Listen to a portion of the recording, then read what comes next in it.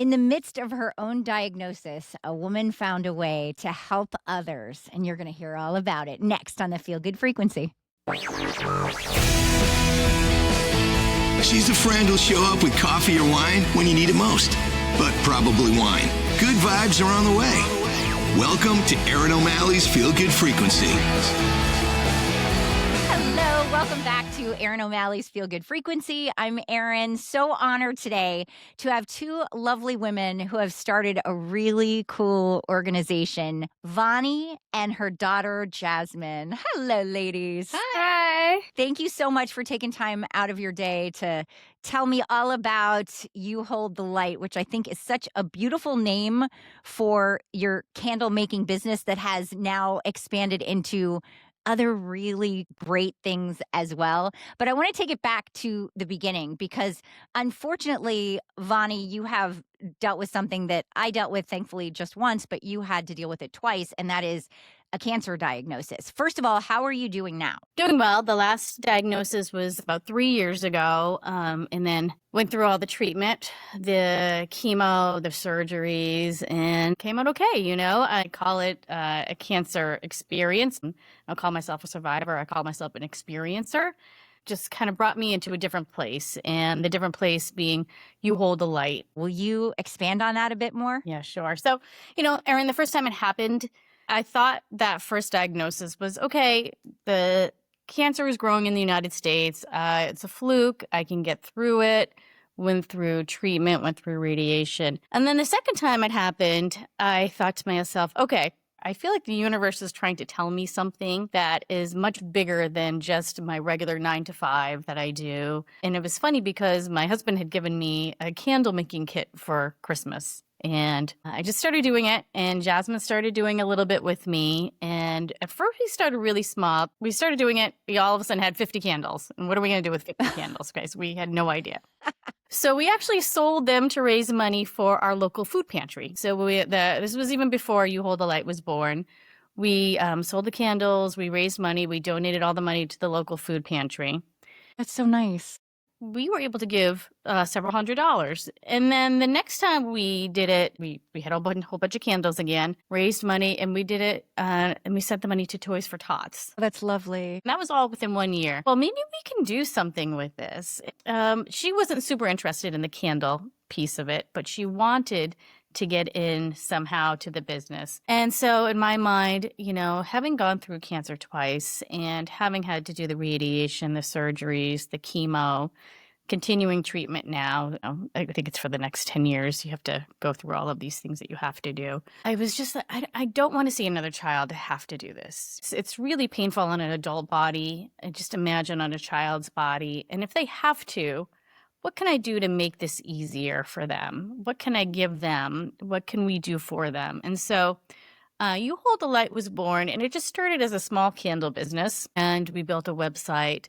And Jasmine, she wanted to take part in it, but she wanted to do her thing. And so she actually joined in and started to make children's slime. The fun slime that the kids absolutely love. And so we have everything on the website, but we started to do fairs and festivals, and that's how we got our name out there.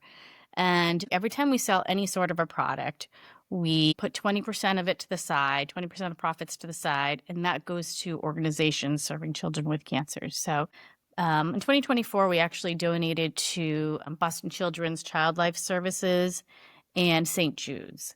And then in Wow. 2025, we donated to what used to be called Lucy's Love Bus. Now it's called Love Bus. And they provide complimentary services, therapies to children who are going through cancer treatment and their siblings. And now we have actually partnered with Christopher's Haven. And what they do is they provide housing to families whose children are receiving cancer treatment in Boston. And it's just a really, really great experience. A way for us to give back because, as I said, I don't want to see any child go through this.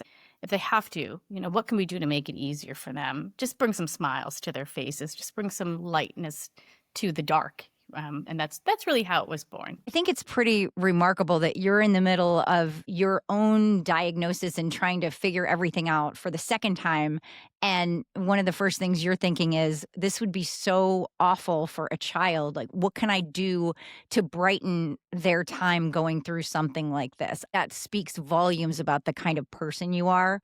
I also believe that when you're going through something awful, trying to take the focus off of what you're dealing with and maybe finding a way to help another person is really like a secret superpower, because it gives you energy that you didn't even realize that you maybe had left over when you're concentrating on how can I make somebody else's world a little better instead of constantly thinking about what I'm dealing with. It's so true. I'm already in it, right? And there's only one way to go, which is forward.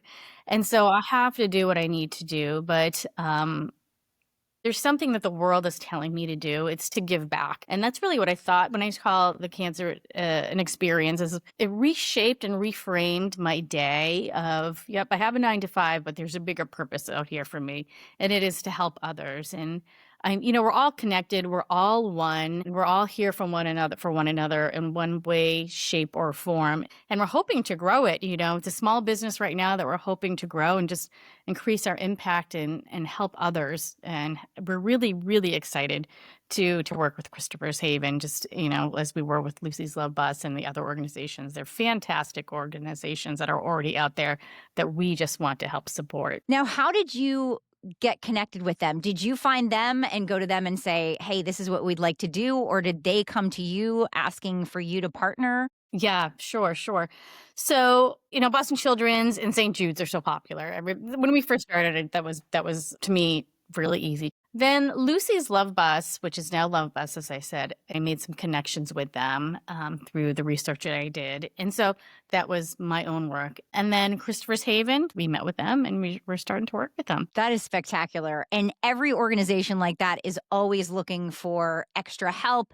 Anyone that wants to be part of that, they usually just grab with open arms, trying to do the best they can with what they have and make a difference. And so I love that you're both doing that and you're helping each other out, which is really cool.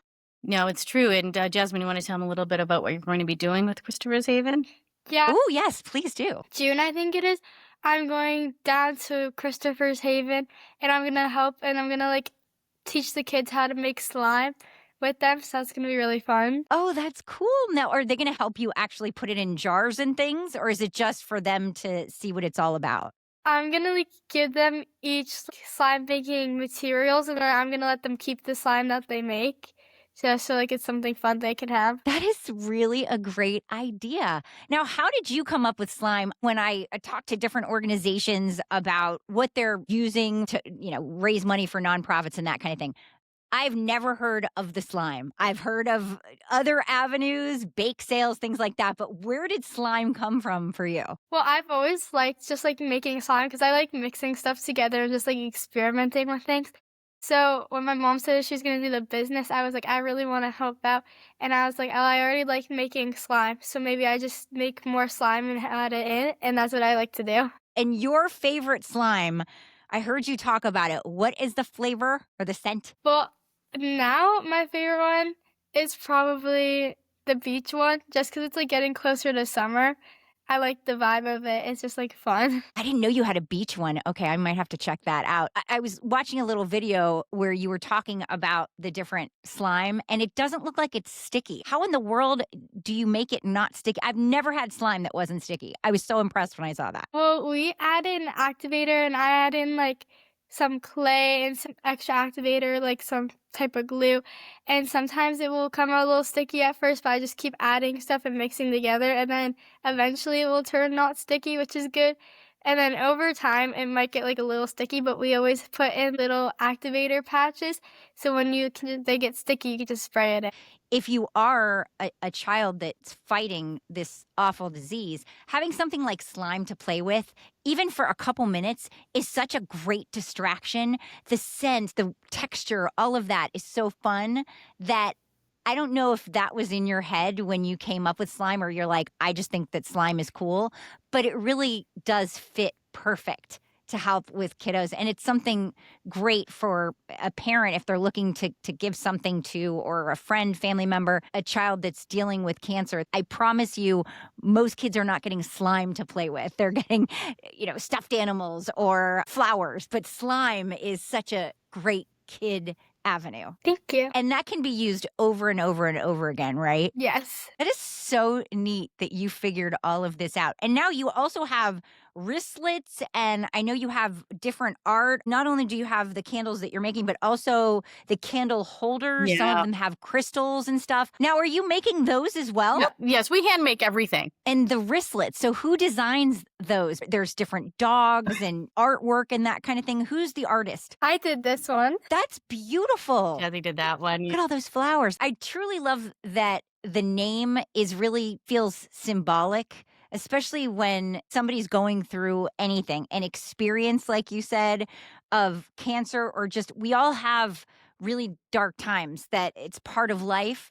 And the idea of you hold the light, but then you're physically selling light. And I love the idea of that. And especially since the proceeds are helping others, it's such a full circle kind of thing. Now, correct me if I'm wrong, but when I hear the name You Hold the Light, to me, that's very inspirational. Like the light, even in the darkest of times, you have a light in you that can shine and get you through them. Is that where that came from for you? Erin, it came from so many different directions. It came from we all have light that we can shine on others, right?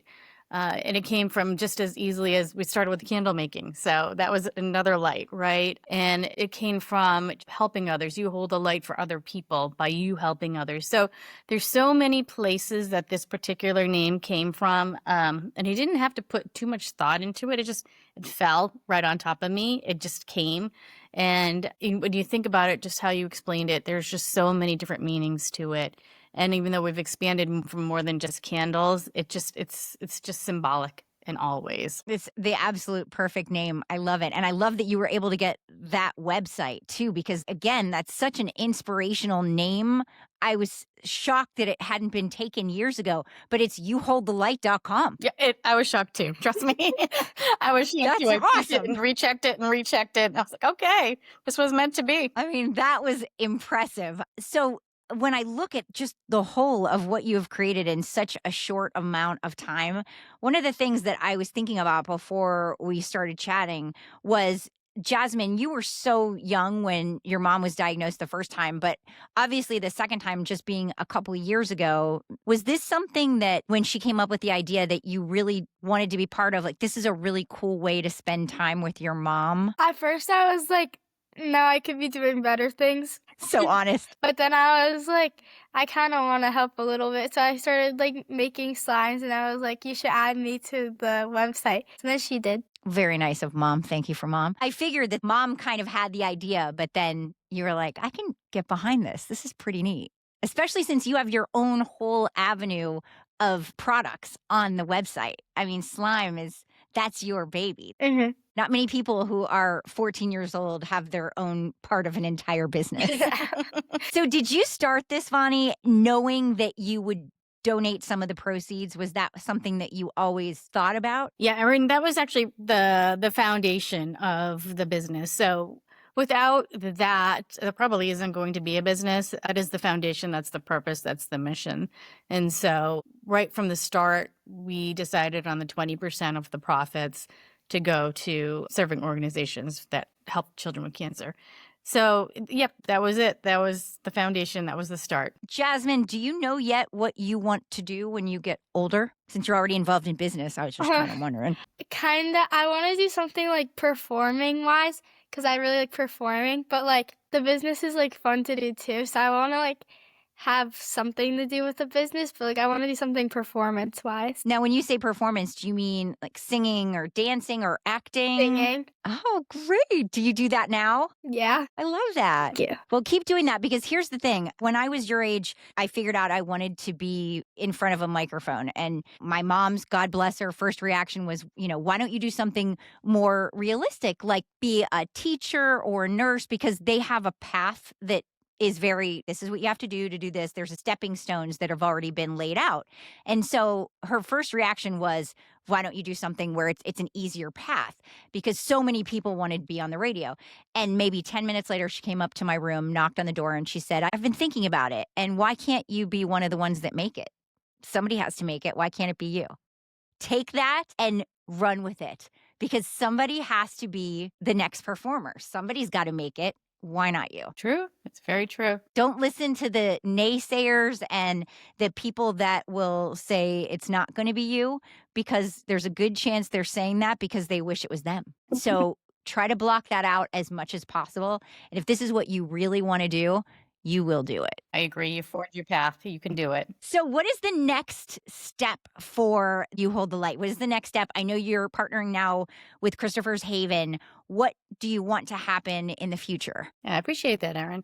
We really want to grow. We want to get out there in front of people so that not only are you buying something, but you're also really giving back. And so what we are just looking to do is grow online. We have some fairs that we're starting to line up for this particular year, for the summer and mostly holiday season, and just grow from there. And as we grow, then we start to think about new products, which is really fun. You're in the springboard portion of it. And what's exciting is that you don't know what's going to be in the future. You don't know what the future holds, but you have the best attitude and you have great people that you're working with. And that is something to get really excited about, because everything else is totally lined up for you. I think so. I think I can probably speak for a lot of small businesses. It's hard. It's tough. It is. You're building from scratch, and it is hard.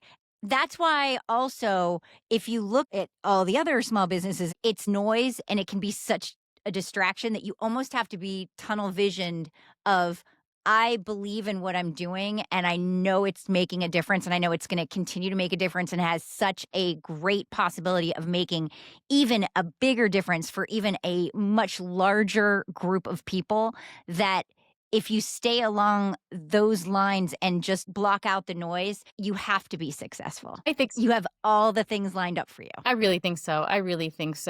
You know, if we can just get everything to rule together all in one direction at the same time, it will really work out, and we'll be able to give back. I have thoughts in my head of where I want to go. It's taken a bit to get there, but we will get there. You will get there. And it hasn't been 10 years. It's been 2. 2. So you are well on your way. And I should definitely mention this. Your products are all non-toxic, and are the candles soy? They're soy and beeswax. We also have all natural beeswax too, and all natural soy. Those are the only 2 we use. I am really excited to see what the future holds for you. You have such great intentions, and you're doing it just so purely that I feel like the universe rewards people like that. Thanks, Erin. I really appreciate that. All right, ladies. Well, thank you again for everything you're doing and for taking time to tell me all about it. And I am going to be following you. I'm going to be ordering the candles. There's a couple of them that I'm really in love with. I'll be your next customer. Thank you again. And I hope you have a beautiful rest of your day, and that everything that you are envisioning comes to fruition. Thank you, Erin. I'm so grateful for this time with you. As I said, I'm a big fan. And so this is just, for me, amazing on multiple levels. So thank you so much. Bonnie, Jasmine, thank you so much for being on the Feel Good Frequency today, and for what you are doing to make a difference. I absolutely have such respect for you and for what you are accomplishing. And the thing is, I know you're just starting out, but every business started out small. And I feel like it's the people that keep going and keep believing in what they're doing that really take off. So don't you give up.